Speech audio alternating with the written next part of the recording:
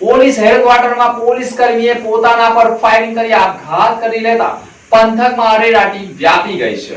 Bharuch police હેડક્વાર્ટરમાંથી એક ચોંકાવનારા સમાચાર સામે આવ્યા છે। ભરૂચ પોલીસમાં કમાન્ડો તરીકે ફરજ બજાવતા કિરીટવાળાએ પોતાના વેપનથી મદદથી ગોળીબાર કરી આપઘાત કરી લીધો છે। ભરૂચ પોલીસ હેડક્વાર્ટરમાંથી એક ચોંકાવનારા અહેવાલો સામે આવ્યા છે। ભરૂચ પોલીસમાં કમાન્ડો તરીકે ફરજ બજાવતા કિરીટવાળાએ પોતાના વેપનની મદદથી ગોળીબાર કરી આપઘાત કર્યો છે। ઘટનામાં 2 રાઉન્ડ ફાયરિંગ કર્યું હોવાનો અંદાજ લગાવાઈ રહ્યો છે।